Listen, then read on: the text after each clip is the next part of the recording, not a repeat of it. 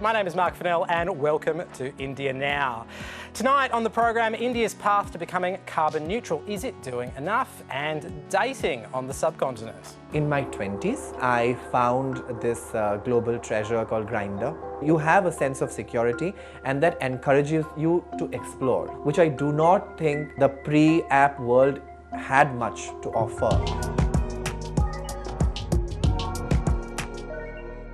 And joining me on the panel this week is climate activist and student Anjali Sharma, who was the lead litigant in a case against the Federal Environment Minister and lived to tell the tale. I did. Thank you for having me. Welcome to the show. We also have Abbas Raza Alvi, who is a man of many talents. He is a poet, a musician, and also the founding president of the Australia-India Chamber of Commerce. Welcome to the show. Thanks a lot for inviting me. Thank you. Thank you for being here. All right, let's start by finding out what's going on in India now. Avani Dias is the ABC's South Asia correspondent and she joins me now in New Delhi. Avani, communal tensions have been rising in India. The police have shut down the internet in the state of Rajasthan, is that right? Yeah, that's right, Mark. And this is an issue we've chatted about a bit on this show. There is so much religious tension boiling here in India at the moment. In Rajasthan, they've shut down the internet, public gatherings have been banned, and this has happened because a Hindu tailor was allegedly killed by two men who said that they were avenging a comment or an insult that he had made about the Prophet Muhammad. Now, this tailor, it was quite a graphic killing. The video was posted online, and these two men came forward. They recorded a video, posted it on social media saying they were responsible for this death, and they actually even threatened Narendra Modi, the Prime Minister of India, as well. So now those two men are being interrogated, but there is a lot of concern about this brewing concern and tension in the country and I guess the frictions that we're seeing across this place. Does this have anything to do with the inflammatory comments made by BJP politician Nupur Sharma on TV a few weeks ago? Yeah, Mark, we chatted about that on this show as well. The former BJP spokeswoman, Nupur Sharma, she's now been suspended because she made these insulting comments about the Prophet Muhammad. It turned into this foreign policy nightmare for the Indian government because there were concerns from Middle Eastern countries about that. But there was action taken against her. But what we know is that this Hindu tailor who was killed, he was actually defending some of those comments. And the police have arrested journalist Mohammed Zubair for years-old posts on Twitter that were apparently regarded as offensive. How is that connected to this story? Yeah, it's really crazy because that's the sort of flip side of what's happening as well. So this journalist, Mohammed Zubair, he is a co-creator of this website called Alt News, and it actually fact-checks comments made by the BJP government here, the ruling BJP, as well as comments made by Hindu supremacist or nationalist groups. And Mohammed Zubair, he was actually arrested for a tweet that he made in 2018 about the Hindu god Hanuman. But what people are saying here, critics are saying here, is that this is the latest evidence of a crackdown on media freedom and concerns around that. But what we know about Mohammed Zubair is that he actually called out those comments made by the former BJP spokeswoman Nupur Sharma. So certainly things are really escalating here at the moment, Mark. Abbas, these are just, very recent examples of tensions that are rising. What can be done to kind of calm things down? Are there things you can see that can be done at the moment? Look, Mark, I think that no religion allows the violence, and violence is not the way of going the things ahead. The peace is needed in the world, peace is needed in India. People should respect the religious tolerances. People should mix themselves together, and they should avoid these sort of things. Otherwise, it will escalate a lot. And why do you think that hasn't happened here? I think the whole community as well as the leadership of the country in India has to come together and form one sort of opinion together. The people should be living together, they are enjoying together, they are doing the job together. There's a community social cohesion is really needed, which is lacking behind in India now. It is quite disconcerting seeing this level of tension at the moment, isn't it, Anjali? Absolutely, but at the same time, I think that this really speaks to the lack of press freedoms, as Avani said, in India, because I think that being able to criticise one's own government, in a healthy way on social media is one of the tools that underpins a strong and robust democracy, and to not be able to do that, that really spells out, bad trouble for any country. And I think that in the world that we live in, social media is such an important tool and should be harnessed as such. Avani, has there been much pushback on the issue of press freedom, out of curiosity? Well, it's something that a lot of journalists have complained about effectively, especially female journalists who have come forward and said that they deal with a lot of hate, a lot of trolling on social media whenever they do critical stories here. But it has been really interesting, Mark, because there's actually been pressure on the Australian government from groups like Human Rights Watch to actually call out some of these issues that we're seeing here. The Australian government is continuing its relationship with India. Obviously, that's going so strongly, and it's saying that that's sort of India's issue to deal with on its own in this country, and that Australia won't be stepping in, and that they defend the rule of law and democracy that goes on here, according to them. All right, Avani Dias, thanks so much. Thanks, Mark. India has, of course, been hit hard by the effects of climate change, with floods and heat waves just this year. But its government has also been slower to act than some, with their net zero target way off in 2070. But there are some bright spots of ingenuity.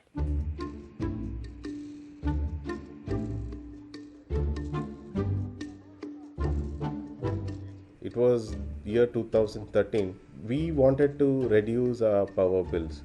So one of the alternatives which was suggested was solar power. Solar energy was not very popular, but we took step forward, and by 2015 we were fully powered by solar. Cochin International Airport is the first airport in the world to go fully solar powered.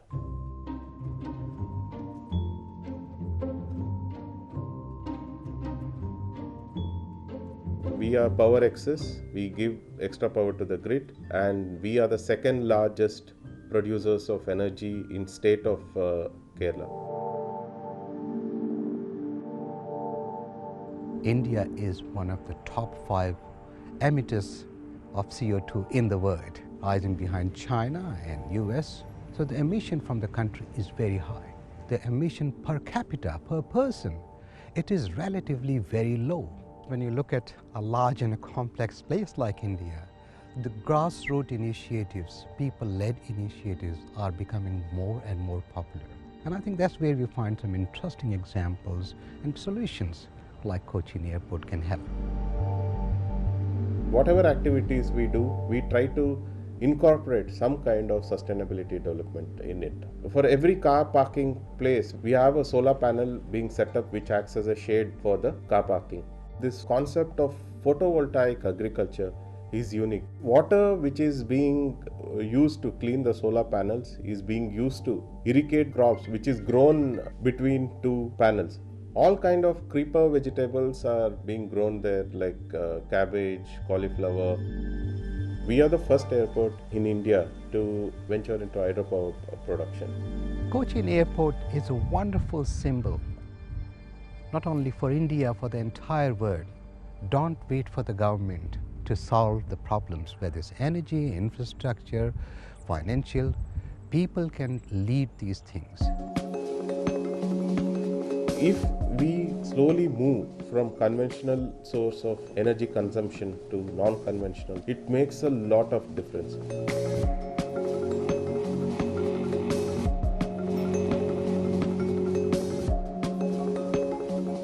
India is a very large country and it has so much potential. If we have achieved this, then definitely this can be done by all. And when we all take step towards this, it will make a huge impact to the world, and we will be able to hand over a much more healthier planet to our future generations.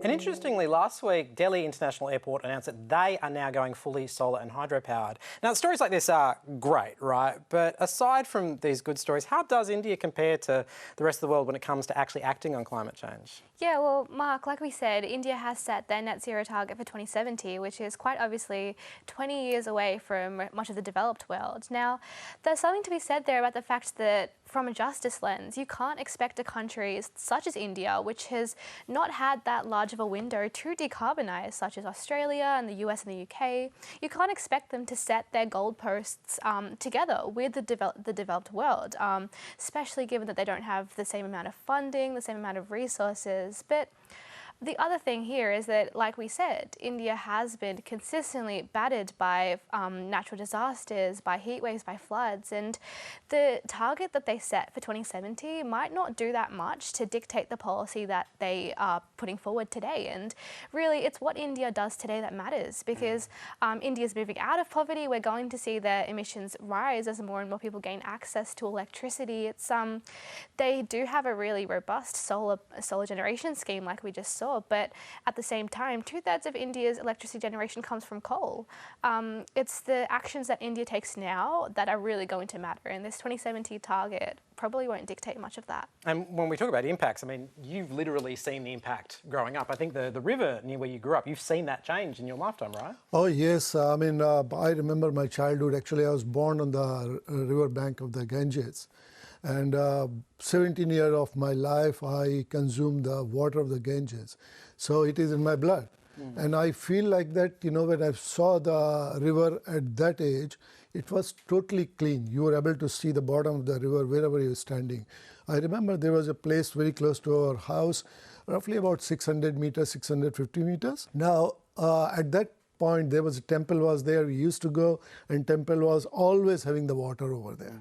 But now that river has shrinked, roughly about 3 kilometers. Wow. So you don't see the Ganges as close as you were seeing earlier. And this is what is changing the course of the river. River is diverting, river's width is changing, which is a livelihood for millions and millions of Indians. Do people connect those dots? Do people recognise what's happening is about climate change, is about industrialisation? Is that understood? I feel that it is really not very well still understood. There's a population which is not really realizing the effect of the climate change. What is happening today is millions of liters of sewage is just injected in the river. Which is untreated. Totally. And it's not only the sewage of the humans. There's industrial waste is there, there's a hospital waste is there, there's a heavy metals are there, there's a body parts are there, and there's a huge things which just people throw it away. But this is very much your wheelhouse. Your whole wheelhouse is bringing a community along. For sure. Listening to that, what needs to be done? Like, how do you shift a community along? Because as you say, you know, what India does now has a huge impact, but also the expectations on it as a nation, are different to what you would expect to other nations. Yeah, for sure. I think, though, in this case, it's not so much about bringing the community along, because we've seen so much in India, people, standing up against coal mining operations, particularly when you think about the indigenous Adivasi people in India who have been consistently protesting against railway expansions for coal ports and against coal mining operations in the Hasdeo forest. They've been, they've marched 300 kilometres to the city of Chhattisgarh to protest against Adani's climate wrecking operations. I think that in India there is maybe not that much awareness about climate change, but there's a real deep connection to the land, and there is an understanding that coal mining and fossil fuel extraction is directly contradicting that. But I think what the issue here is that fossil fuels and coal are tied up so precariously in India's business sector and India's banking sector. I think it's that leadership and that reassurance that everything will be okay in this transition that matters to bringing the community along. Abbas, this is your background area. What's the role that business and industry should be playing in changing the situation? I think the business houses, big business corporations should not dig the land more. There's no need to digging it out the coal and investing on the mines. They should invest the money on solar system, what you have just shown it. They should invest the money on cleaning the water. I mean, please imagine that about millions of premature deaths are taking place in India, and at least 70% of that with the air pollution. 30% with the water only. So investment should be made on that. India is investing roughly about $80 billion worth of money on defense. I think that 20% or 30% of this money should be directed towards the environment, education, health, on those sectors, rather than putting the money on the defense. Is it actually feasible? I mean, the energy demands and the resource demands of a country like India are massive, right? Huge. How feasible actually is it to transition to things like, renewable energy in any shorter than 2070? Like, is it actually doable? The thing is, it's doable, but with international cooperation. Again, we live in a world dictated by global citizenry. You can't expect India as a country with not that much financial resources when compared to the developing world. You can't expect them to make this transition on their own. And that's why you saw India at the last year's COP conference calling for a fund for developed countries to chip in for developing countries to make this transition, because the expansion of India's solar capacity generation and this transition to net zero in 2070, that's going to require a decent amount of infrastructure that currently doesn't exist in India. And all of that just comes back to money. And if the developed world is able to, pull together funding for countries like this to make this transition, then absolutely the goalposts can be moved closer. But it's not something that India can do isolated, in my opinion. Indian Prime Minister Narendra Modi held talks with Vladimir Putin on Friday after what has to be one of the busiest geopolitical weeks in a while, as the G7, NATO, BRICS summits brought together leaders from around the world. The phone call covered a range of topics, but of course included Ukraine, where Modi reiterated India's support for dialogue and diplomacy, no doubt frustrating those who've called for condemnation of Russia's actions. India and Russia have been good friends for decades, but it wasn't always that way.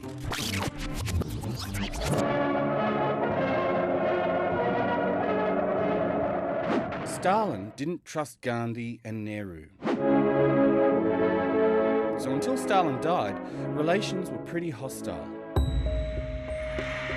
That changed when Nikita Khrushchev met Nehru at the height of the Cold War. He pledged his support for India over Kashmir, and a friendship blossomed. The two countries went on to sign a treaty of peace, friendship and cooperation, then a declaration of strategic partnership, and a special and strategic partnership. Putin even promised Modi he'd take up yoga. And Modi described Russia as India's closest friend. The friendship is now a full-blown strategic, military, economic and diplomatic partnership. Handy for Russia, who sees India as a buffer against Chinese and American dominance in Asia. And useful for India, who relies on Russia for weapons and enjoys the leverage of Russian support on the global stage. Russia has continually voted against international intervention in Kashmir, and India returned the favour by refusing to condemn Russia's aggressions. But cracks are starting to appear. Russia's getting closer to Pakistan and China, while India is increasing ties with the US. So, when Russia invaded Ukraine, India had a dilemma. Hashtag I stand with Putin and hashtag I stand with Russia trended on Indian social media. Those against, abstentions. And India refused to support a UN resolution condemning the invasion. The result of the vote is as follows.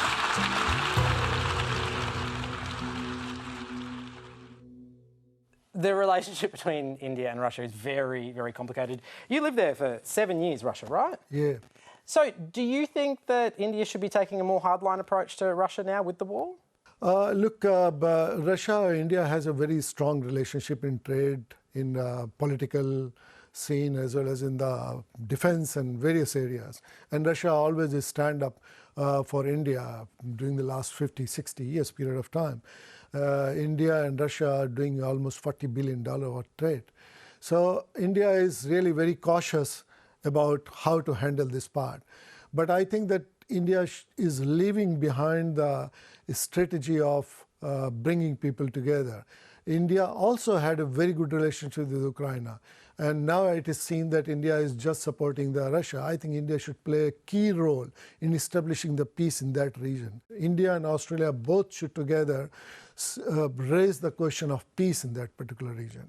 You mentioned trade there. Of course, trade involves oil. Russia obviously sends a fair bit of its oil to India. Do you think India would be more vocal on the war in Ukraine if it weren't for that fact? Yeah, absolutely. And we've seen amidst the invasion of Ukraine by Russia that when the Western world embargoed Russian oil, that India kind of swooped in to fill that gap. And in June, Russia has been exporting 1.2 million barrels a day of oil to India. So India's reliance on Russian oil, it can't be understated. And that's why their ability to be vocal on Russia and similar human rights abuses is so limited right now.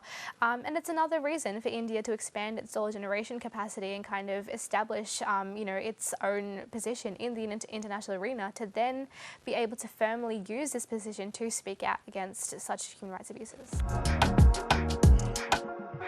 For a country where the vast majority of marriages are, of course, arranged, the notion of dating apps might seem a little strange, but for a young population making its own way, combined with 700 million smartphones, that means there is, of course, a thriving online dating world. Our Mumbai-based producer Asta Rajvanshi met with three 30-somethings to tell their stories of digitally connected romance.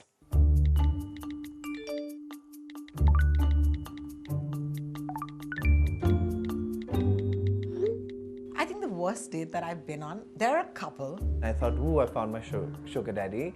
And he asked me out for a movie, and his father came to drop him.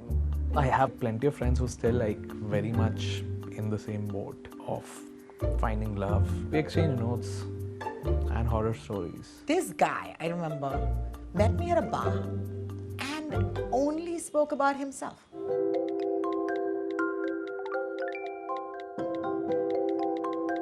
In my 20s, I found this global treasure called Grindr. Grindr is something that definitely gave me a sense of expression, a sense of choice. So I was on this dating app called Bumble for a week, purely for anthropological reasons, if nothing. I think that's one of the big positives that the apps have done, is that it ensures that you meet people out of your own cliques and social circles. I used to be married to the love of my life in the year 2013. I found him, I married him, and then unfortunately in 2017 I lost him. The first time that I got onto a dating app was in 2019. My first impression was, my God, there are so many people and they're all single.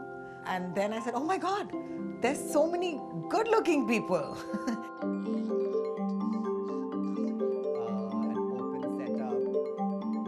The power of choice that otherwise might not still fully exist in the real world exists on the virtual world. From a one-night stand to maybe a friendship to marriage, right? We didn't do this before, and then now it's just an everyday thing. And I think, at least especially for women, I think that's very empowering. We have not been educated in this system of dating. We haven't understood the casualness of dating as yet.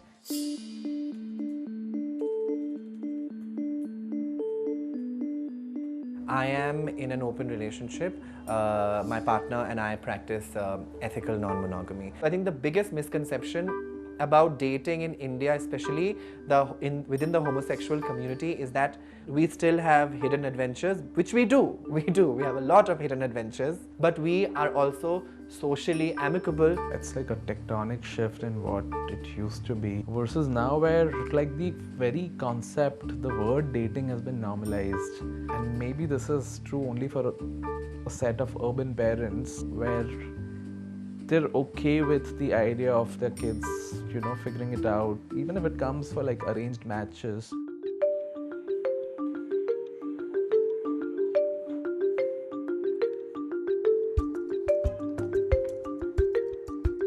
Am I facing any pressure from my family or friends? Not one bit. There's never been a question of do you want to get married again? Dating in a metropolitan city is different from dating in a small city. Everybody knows everybody, right? Forget being gay. If you are 30 and unmarried, people are going to ask you questions.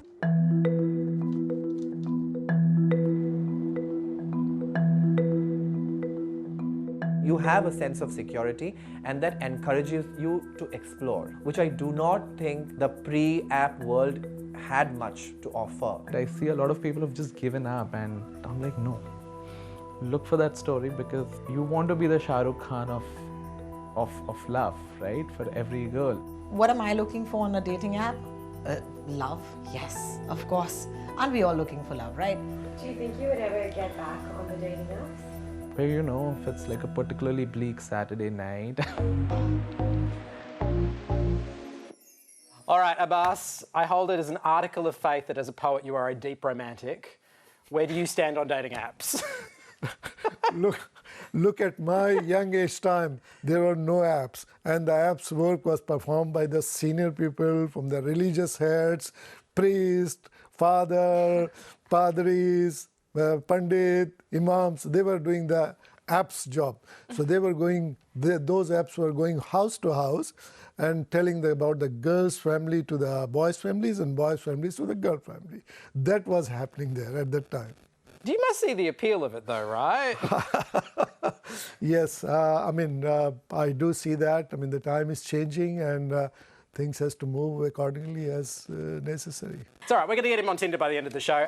Look, I'm not going to ask you about your dating history, but there are complexities to dating when you do come from a migrant background. Yeah, absolutely. It's almost like a blueprint that's set out for you to follow. You know, you graduate, you go to uni, you get a job, and then you settle down and you get married in whatever traditional way that your family expects. But, you know, making your own way in the world is so different to that. You're not following that blueprint anymore. You know, you can start exploring into dating ventures much earlier than you're expected to. It's also with the complexity of interracial relationships that haven't been done in India, also interfaith, whereas in India it's very traditional. It's, you know, you marry within your religion, you marry within your caste, and then also the question of sexuality, which is explored so much more in a country like Australia than in India. And I'm so glad to see that it is being addressed in India now, but it's certainly a lot further back than it is here. Abbas, when you were younger, if apps like that had existed, do you think you would have used them?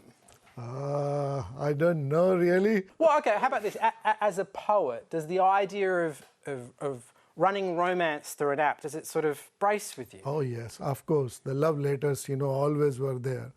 And it was there, and it was even when you were married at that time also were existing there. Well, if you did write a love letter, you'd have to send it in the post. And did you realise that India's postal network is the biggest in the world, with nearly 157,000 post offices across the country?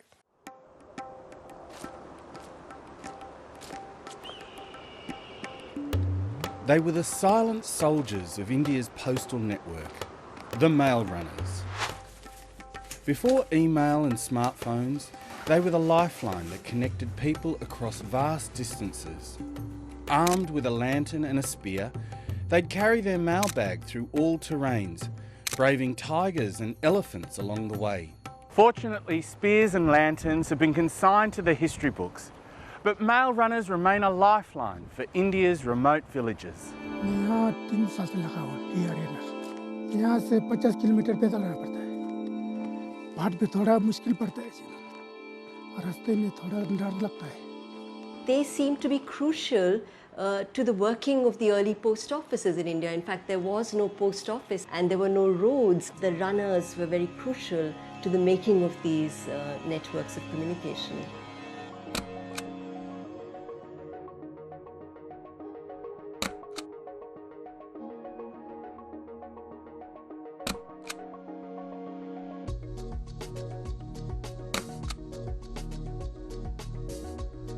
India was the first country in the world to issue airmail stamps. And the world's first official airmail flight took place in 1911 from Allahabad to Naini.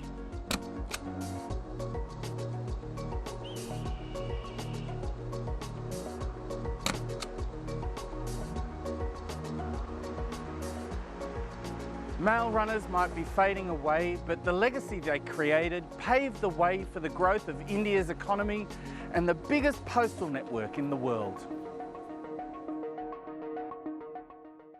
Thank you to Sunil, and also thank you to our panellists this week. Anjali Sharma, thanks for being on the show. Thanks for having me. And Abbas Raza Alvi, thank you for being on the show this week. Thanks for inviting. And that is it for this week's show and for this season of India Now. You can catch up on the whole series on ABC iView. My name has been Mark Fennell. Thank you so much for joining us. Good night.